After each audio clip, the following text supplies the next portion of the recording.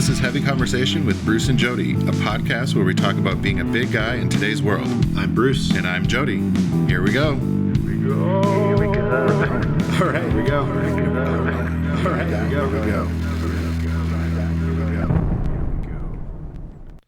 Hey, Bruce. Jody. What's up? Oh man, I'm excited about today's topic because it really gets to the core of Heavy Conversation, and we haven't talked about.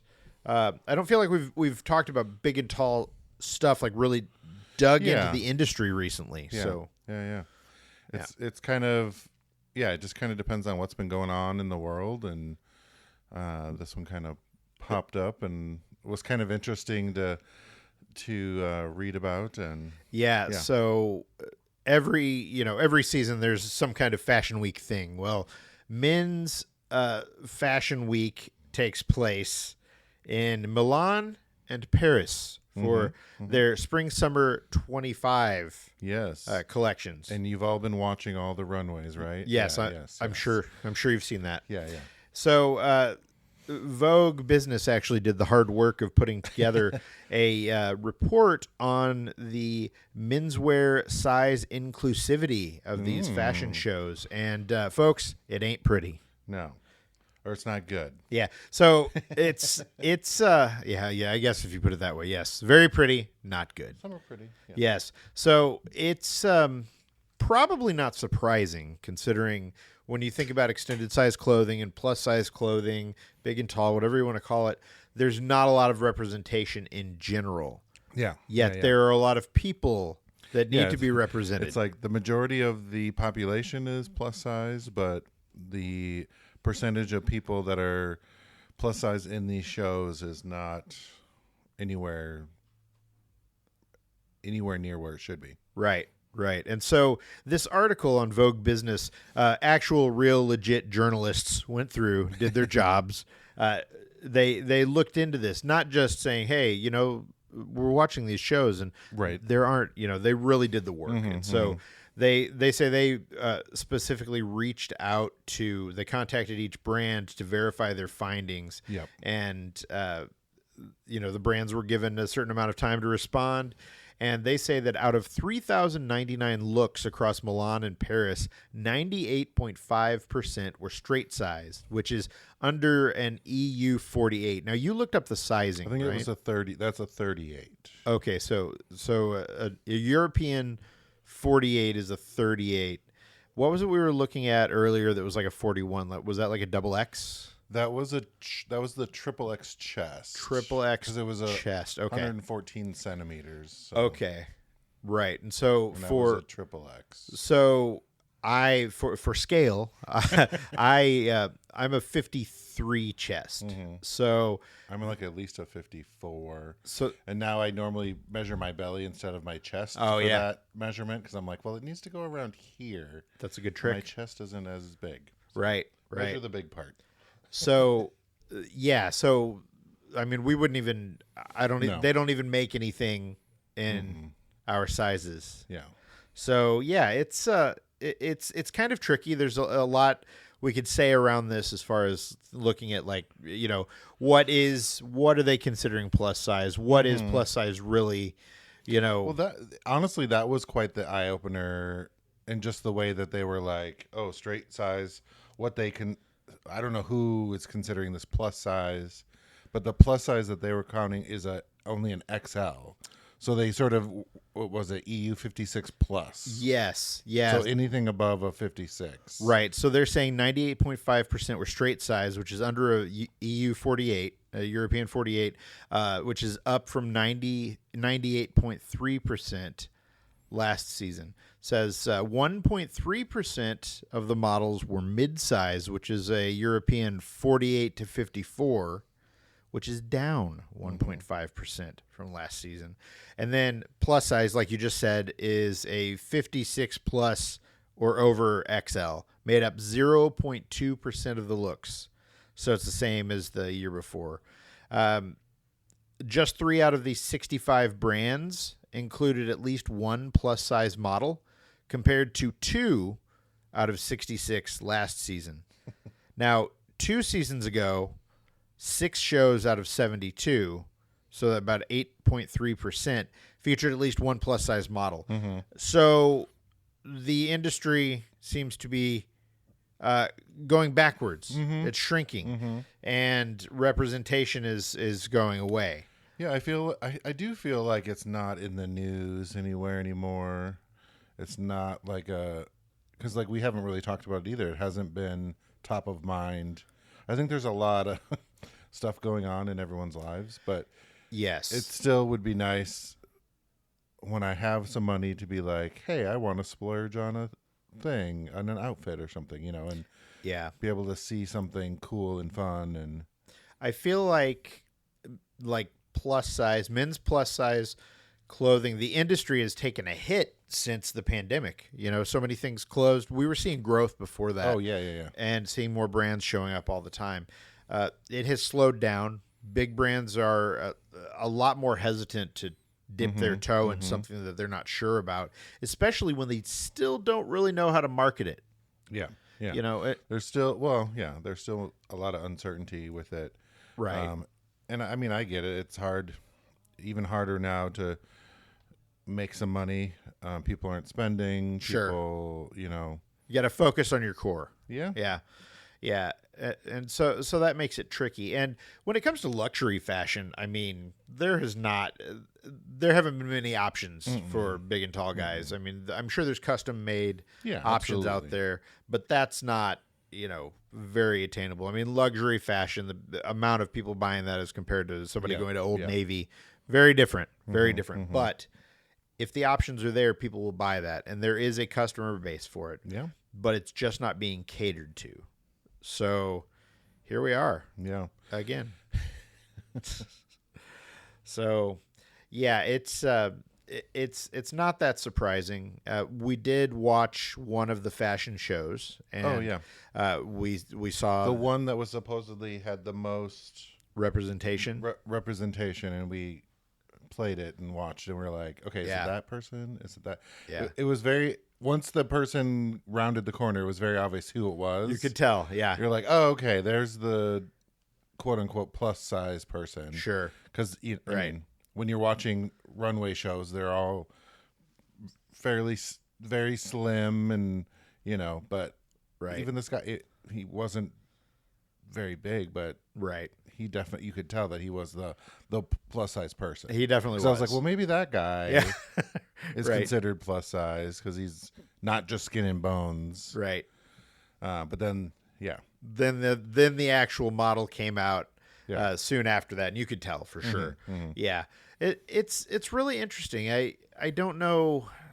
I am curious, like, why they are including plus size models. Like, yes, I want to think it's for inclusivity and because they want that, but it's like it's got to come down to some kind of money thing, and it's hard to tell. It's also decisions, and it's very hard to tell when you're watching a video or looking at a photo. What size is this person? I mean, looking at him, he could have been a range of sizes. I'm curious, like, what size is he actually? Did he fit into the clothes? I mean, he had to fit. But did they have to customize things for him to make it work? Well, I did watch. I don't know what I was watching. There are a lot of sometimes those designers will have like a couple looks that could be plus size. Sure. And then they're like, oh, so we're looking for someone to fit into this outfit. Right. Not like the entire line. There's like a couple pieces or whatever that they could make plus size or would want to see a bigger body in. And then when they find the person, they'll make the clothes specifically for the outfit for that person. Sure. So, okay. All right. So it could have been that. They're not just sample sizes. Like They right. They're doing pretty custom things. Yeah, when you're going in for catalog shoots and that kind of thing, it's a lot of their samples and things like that. And so that's a little trickier. I definitely know that I have done photo shoots for different companies where they've had to cut things around the back, or they've had to pin things in certain ways, or it's a lot of photo magic to make it fit.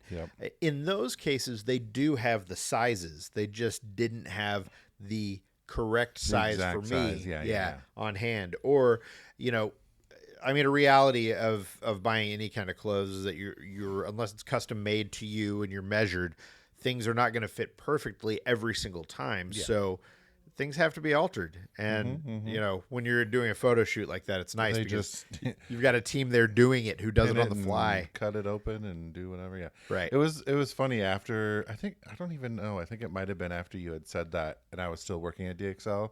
I noticed in like the promotional pictures that they print or send or whatever. Yeah. I'm like, oh my god, you can totally tell those pants are pinned. They're like Yeah. folded over. I'm like, there's a weird thing right there, or there's like a weird. I'm like, oh my god, they totally used those photos. It Wasn't of you, but there Yeah. was some other people, and I'm like, oh wow, I can really see that now that I know it's there. If Like, you my look eye at it, looks you for know. Yeah.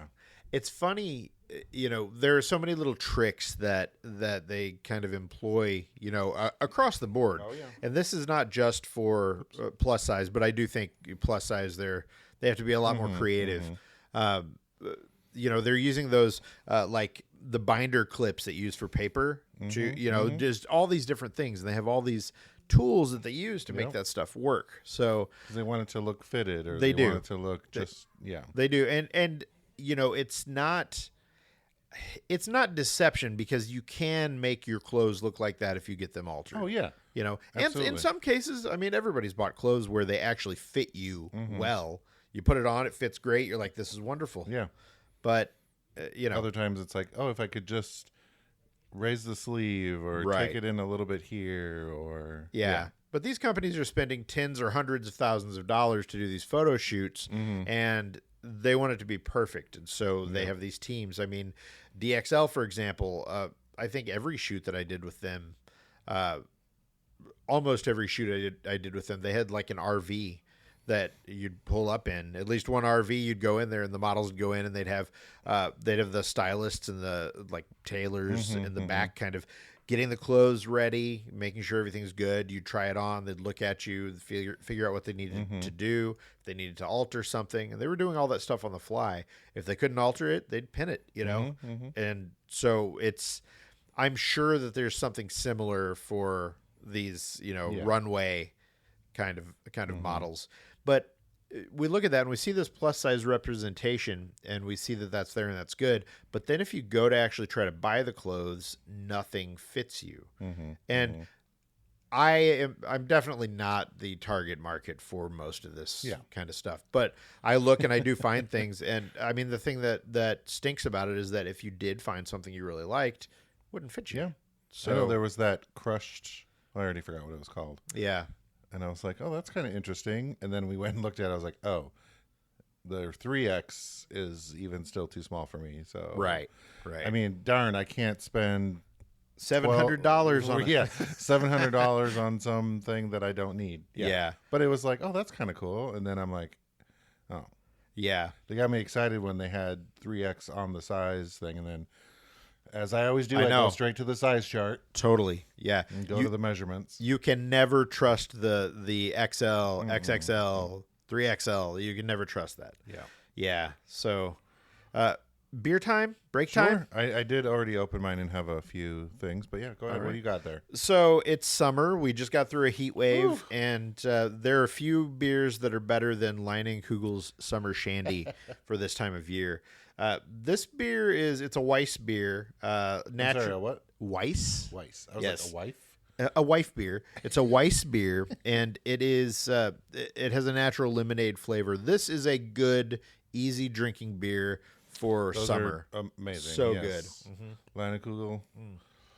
Yeah. Oh man, I've had every combination of those. it's glorious. Yeah, I remember going at the Minnesota State Fair. They have like a huge place that does that. Yeah. And they have like special ones just for the state fair. Oh really? Yeah. Wow. Ooh And man. you try like all the flavors. And you're Yeah. like, wow. I didn't know they came in that many different flavors. Yeah, this beer definitely reminds me of living in Wisconsin, Yep. where it was big and it was everywhere. And it was the first time, you know, living in other places, I had seen Summer Shandy in stores, but I had never seen like regular Leinenkugel in stores until I was in Wisconsin, and it tastes just like beer, regular beer. But Just like the Summer Shandy is where it's at. it is. I highly recommend it.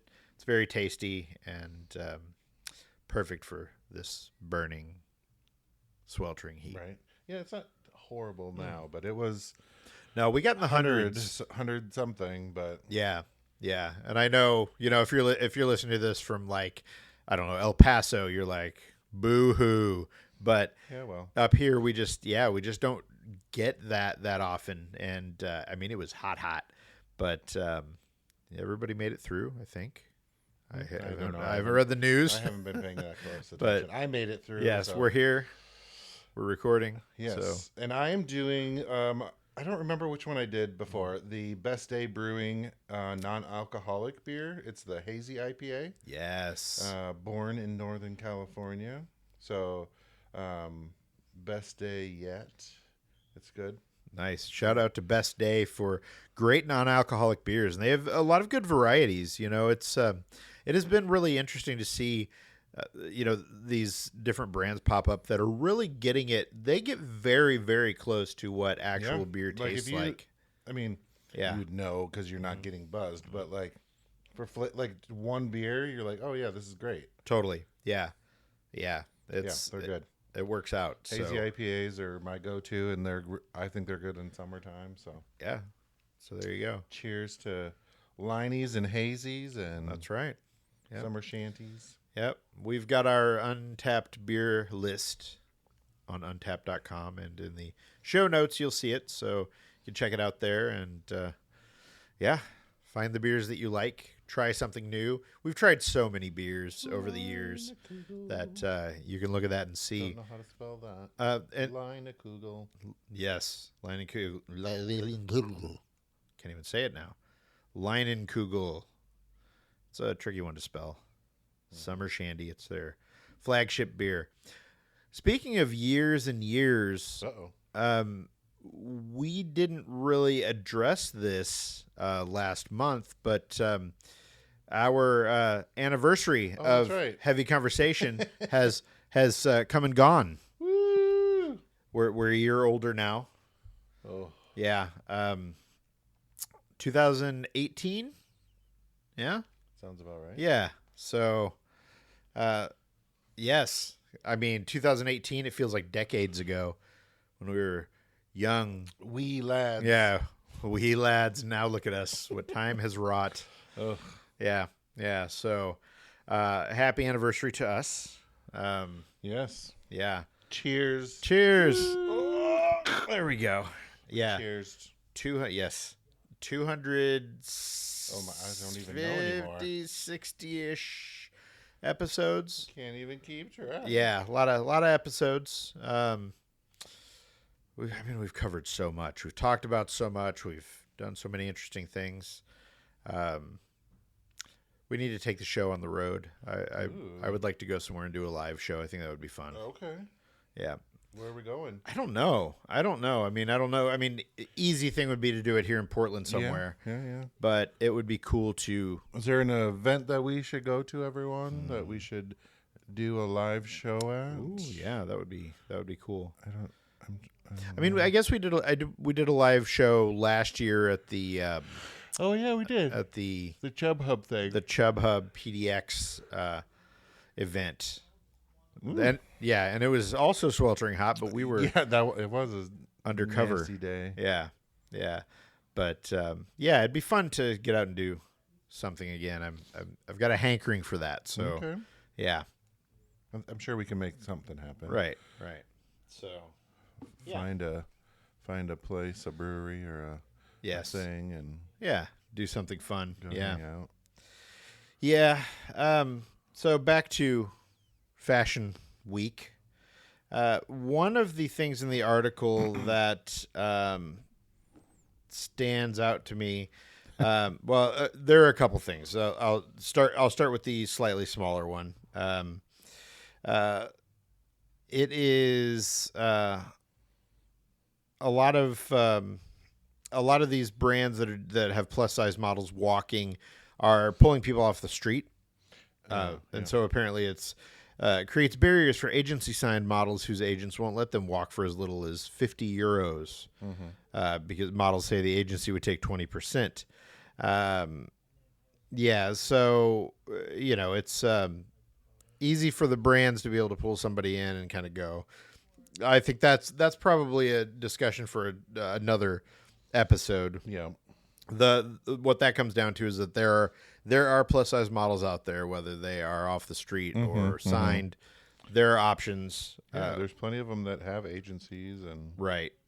We just need the clothes. Mm-hmm. So yeah, I think it is. Let's see. I'm just kind of looking through here. So yeah, so they are saying about the about getting the sizes that samples are a huge factor. So it does depend on what's available. Some of these brands have a studio team that can just make something specifically for a person of a larger size. If we still have someone in mind that we anticipate will be curvier, that's all good and well. But if they make something custom for somebody, then how does that translate into the end user, actually buying something and fitting into it? That doesn't quite doesn't quite work. Yep. So It's almost misleading, actually, yeah, because you're like, oh, I saw a bigger body in this stuff, right, and then none of it fits. Yeah. So it's I think there is a push toward diversity. The big thing, they're talking about how a few models are gaining all the same opportunities. It'll be like one or two models that kind of get grabbed as this is the model who does this thing. And I mean, that, to be fair, that happens, but I think that happened early on because there were fewer plus size models. And so you'd see like one guy who'd show up in every campaign. There's less of that because there's more options, which is a great thing. Now, the big thing that I wanted to talk about out of this article that I am not sure is an actual issue is the Ozempic effect. Yeah, so if Ozempic is something that really bothers you, you can tune out to this part. But we're not going to dive in deep on that. Ozempic, I'm sure if you're listening to this, you probably know what it is, some kind of weight loss drug. Pop culture is dominated by drastic weight loss journeys and glow-ups since the rise of Ozempic and tweakments for men and women. They're saying among men, analysts have seen an uptick in fitness and wellness as more male celebrities use this to do their glow-ups. They're saying, it's like, is this a thing? They're saying that this could also, they're saying this may also be hurting inclusivity on the runway. I think they're reaching really hard on that. It says there was no interest in men's. This is a quote from someone in the article from deputy head of foresight at the Future Laboratory. There was no interest in men's plus size anyway, but now I fear it's going to get squashed. Now, the problem with Ozempic is, yes, it's popular and you're reading articles about it, but it's damn expensive. I was like, who's using that? Yeah, prohibitively expensive. It can cost $1,000 a month. So that means, high-end folks are using it, but not everybody. And those are the same people that are going to be buying luxury clothes. Right. If you can afford Ozempic, then you're going to be more apt to buy the luxury stuff. So, they're saying if there's no incentive to develop plus-size collections in the future, it's really the end of something that has never started. At least we started talking about size inclusivity in the past few years, but I think it's going to end there. So we're not there. I don't think the Ozempic effect. I mean, maybe for luxury, but I don't see it. It doesn't seem even like it's. People have talked about it, sure, but it's not like I know more people that have had like gastric bypass or whatever, that type of surgery, than I do. Sure. That have used Ozempic or even like talked about trying to maybe use it or anything. So I think I honestly was like, that was a weird thing to even include in the article. Maybe, I don't know. Yeah. I mean, who knows? It sounds like it was something that came up in that part of the interview as they were putting together the article. So who knows? It's hard to imagine that is the case. But that said, when competing drugs become cheaper and those things are out there, we'll see how that affects the, I don't know, the industry at large. Yeah. See if it makes a difference, and if people are suddenly just shedding pounds and going for smaller options. I mean, I think there is always going to be. I don't think there's going to be one magic cure. Now, we could be doing this in another 4 or 5 years, and I'm eating my words. But I just And that's all you're eating. Yes, exactly. That's the only thing I eat these days. Now that I'm on Ozempic, I'm not. I don't have $1,000 a month for that. So I don't have $1,000. Right. Period. There's that. So yeah, I don't know. It's hard to imagine that is part of the deal. Yeah, I thought it was just such a weird turn in the article. I was like, wait, what? Luxury fashion is made to be exclusionary. Yeah. It's just by definition it is. It's expensive. There's smaller amounts made. Yeah. They focus on a specific type of model. Even when they go plus size, they're not really, they're going for inclusivity within their sphere, which whatever. I mean, a step in the direction is better than no step or backtracking, which it looks like was happening a little bit. What happened, yeah. The hope is that there are bigger fashion brands, or that there are more fashion brands that maybe next year decide that they want to feature bigger models. But even more than that, make the clothes in the sizes that people might be looking for. Yeah. And I think you would be surprised that some of these customers who can't fit into these options, or who can't fit into these options right now, would buy the stuff in the future if it was there. Well, I think one of the things that I normally get out of like luxury fashion runway shows is inspiration. Sure. That's what I use them for. And I think that's a lot of what happens from that kind of stuff. It's like the trickle down of like, we see it on the runway here. Sets a trend. And it's like, oh, now it trickles down to this. Yeah. And, but it also, having big and tall plus size models trickles down too. Sure. So showing that those models can be inspiring, is part of it. You're getting that inspiration. You can include bigger models and make them look great and make them feel like they're part of what you're doing. Yeah, and it can still tell whatever story you're telling with, your, whatever the inspiration was. They can be included in that storyline. Totally. Yeah. Just like they are in real life. Yeah. Right. Right. Yeah.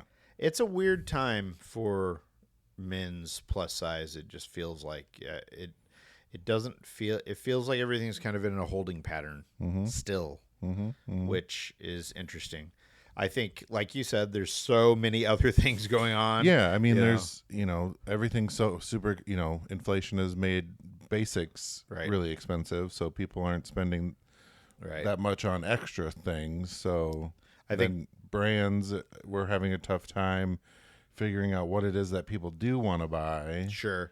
Without me going crazy because I'm bored with Right. It's a lot of stuff, and then election stuff's starting to politics wrap are definitely up, and that's stressful. And you get closer to an election, and people are like batten down the hatches. We don't know what's going to happen. Yeah. So, I get it. I think the rest of this year it'll be interesting. It will be really interesting to see what the holiday season is like.